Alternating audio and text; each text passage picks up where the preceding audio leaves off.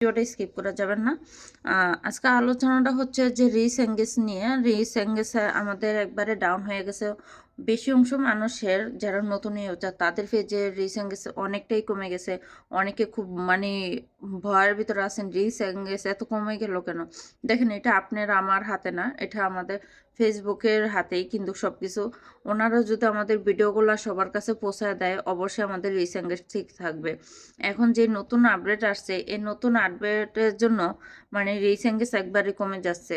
এটা নিয়ে কোনো ভয়ের কিছু নেই, টেনশনের কিছু নেই। টেনশন করবেন না, মনের ভিতরে কোনো দুশ্চিন্তা আনবেন না। সবাই ঠিক মতন ভিডিও বানায়, ভিডিও ছাড়েন, সুন্দর সুন্দর ভিডিও বানান, ইনশাল্লাহ দেখবেন। আর হাতে গোনা 2 মাস আছে, 2 মাস পরে তো সবাই বলতেছে আমাদেরকে নতুন একটা সারপ্রাইজ দিবে ফেসবুকে। দেখা যাক কপালে কি লেখা আছে। ধৈর্য ধরে কাজ করেন, ইনশাল্লাহ সফলতা অর্জন করতে পারবেন। মনের ভিতর কোনো দুশ্চিন্তা আনবেন না, বারবার বলতাছি। আর সুন্দর ভিডিও বানিয়ে সবার পাশে থাকবেন, সবাইকে মন থেকে ভালোবাসবেন, সবাইকে সাপোর্ট করবেন, কমেন্ট করবেন। ওই যে কমেন্টগুলো থাকে অন্য ভাই বোনেরা করে, ওনাদের কমেন্টে রিপ্লাই দেওয়ার চেষ্টা করবেন। তারপরে কমেন্টের পাশে রিয়েট যাবেন, আপনাদের নোটিফিকেশনটা ওনাদের কাছে চলে যাবে, আপনাদের ভিডিওগুলো ওনারা দ্রুত দেখতে পারবে। আপনারা যদি রিয়েট না দিয়ে যান, আপনাদের নোটিফিকেশনটা কিভাবে আমরা পাবো খুঁজে?